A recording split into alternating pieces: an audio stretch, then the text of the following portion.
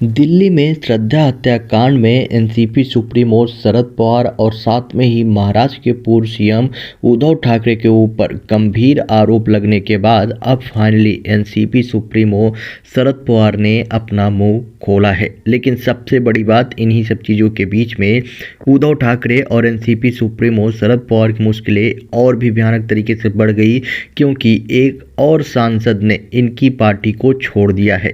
इनकी पार्टी से सीधे सीधे इस्तीफा दे दिया है, जिसकी वजह से महाराष्ट्र में मची सियासी संग्राम में पूरी तरह से भूचाल आ चुका है और पूरी तरह से एनसीपी सुप्रीमो शरद पवार और उद्धव ठाकरे जो है पूरी तरह से टूटते हुए लड़खड़ाते हुए नजर आ रहे हैं।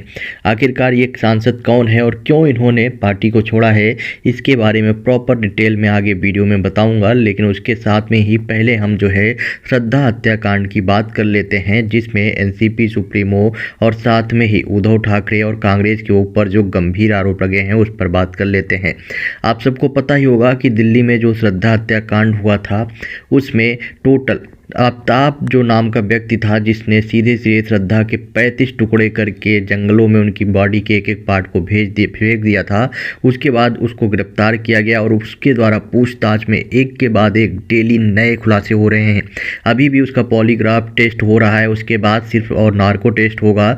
बताया जा रहा है कि इन टेस्ट में जैसे जैसे पुलिस के द्वारा उसके खिलाफ में एक के बाद एक बड़े टेस्ट किए जा रहे हैं, वैसे वैसे नए नए खुलासे जो है हो रहे हैं। और अब इन्हीं सब चीज़ों के बीच में एक और बड़ा खुलासा हुआ था कुछ दिनों पहले, जहां पर बताया गया था कि 2019 और 20 में भी जो श्रद्धा थी उन्होंने मुंबई पुलिस को एक लेटर लिखा था और बोला था कि मेरी जो है हालत काफ़ी ख़राब है, मेरा बॉयफ्रेंड मुझे काफ़ी पीटता है और मेरी जो है टुकड़े टुकड़े करने की भी धमकी दे रहा है। लेकिन उस पर जो है मुंबई पुलिस के द्वारा कोई भी कार्रवाई नहीं की गई थी, जिसको लेकर अब जो है देवेंद्र फडणवीस और आशीष शेलार बीजेपी की तरफ से लगातार एनसीपी सुप्रीमो शरद पवार, उद्धव ठाकरे और कांग्रेस के ऊपर जमकर निशाना साधा जा रहा है और बोला जा रहा है, सवाल पूछे जा रहे हैं कि क्या आफ्ताब के ऊपर इन सब के सब लोगों का, पार्टियों का जो है सीधे सीधे नेतृत्व था, सीधे सीधे उसके ऊपर संरक्षण प्राप्त था, जिसकी वजह से उसके ऊपर कार्रवाई नहीं हुई, या फिर आखिरकार क्या रीजन है जिसकी वजह से लेटर मिलने के बावजूद भी पुलिस ने उसके खिलाफ में कार्रवाई नहीं की। इन सब चीज़ों को देखते हुए अब finally NCP supremo Sharad Pawar ने कल एक प्रेस कॉन्फ्रेंस किया और इस प्रेस कॉन्फ्रेंस में उन्होंने महाराष्ट्र में चल रहे प्रत्येक मुद्दे पर बात की। मतलब एक एक करके सारे मुद्दों पर उन्होंने बात की, ना सिर्फ श्रद्धा हत्याकांड को लेकर, बल्कि उन्होंने जो है यहाँ पर जो भी महाराष्ट्र में जो सियासी संग्राम मचा हुआ है जिन जिन बातों को लेकर, उन सारे बातों पर उन्होंने रिप्लाई दिया। उनके द्वारा श्रद्धा वाकर की हत्या और महिलाओं के खिलाफ हिंसा पर बात करते हुए शरद पवार ने कहा कि महंगाई और राज्य में देश में महिलाओं के खिलाफ बढ़ती हिंसा पर हम पार्टी की बैठक में जल्द ही चर्चा करेंगे और साथ में ही श्रद्धा हत्याकांड जो है ये काफ़ी गंभीर मामला है और हम जो है श्रद्धा हत्याकांड का जो ये गंभीर मामला है इस पे पूरी तरह से गंभीर हैं और इस मुद्दे को हम जो है जल्द ही उठाएंगे। यह कहते हुए इसे नज़रअंदाज नहीं किया जा सकता है।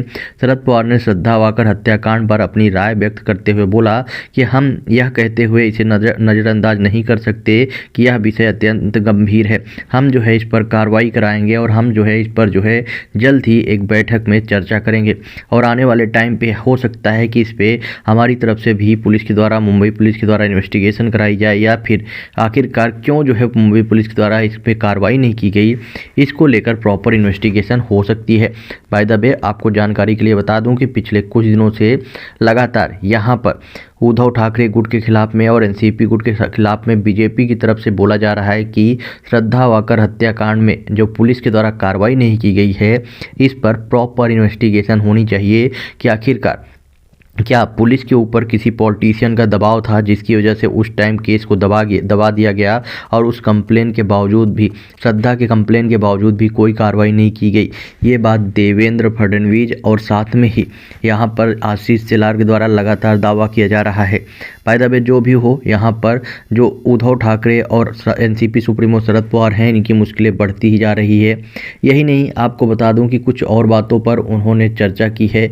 जैसे कि अगर बात की जाए एनसीपी सुप्रीमो शरद पवार ने जो एक नया विवाद है महाराष्ट्र बानम कर्नाटक के मुख्यमंत्री के दावे पर खड़ा हो गया है कि जाट तालुका के कुछ गाँवों ने कर्नाटक में जाने का फैसला किया है।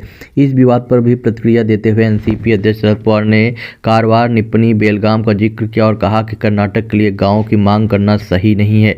यही नहीं, उनके द्वारा बोला गया कि साथ ही दशकों से चले आ रहे सीमा विवाद का जिक्र करते हुए पवार ने बयान दिया कि कारवार, निपन्नी, बेलगाम देने की योजना हो तो कुछ कहा जा सकता है। साथ ही राज्यपाल के पद पर बैठे स्पीकर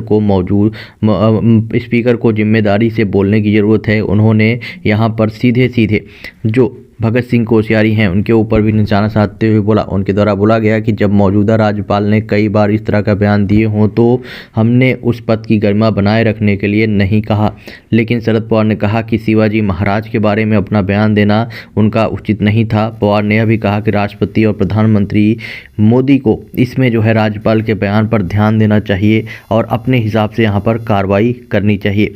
देखते हैं आने वाले टाइम पे क्या इसको लेकर अपडेट आती है। लेकिन इधर जो है एनसीपी के एक सांसद ने भी इस्तीफा दे दिया, जिसकी वजह से एनसीपी सुप्रीमो शरद पवार को एक और बड़ा झटका लगा है, क्योंकि अभी जैसा कि अपडेट आ रही है उसमें बताया जा रहा है कि एनसीपी के पूर्व सांसद माजिद मेमन ने अपनी पार्टी छोड़ दी है। उन्होंने इसका ऐलान अपने ट्विटर हैंडल के जरिए किया। पार्टी की सदस्यता छोड़ने का ऐलान करते हुए उन्होंने शरद पवार का आभार भी व्यक्त किया। उन्होंने इसके पार्टी से अलग होने के पीछे के व्यक्तिगत कारणों का हवाला दिया।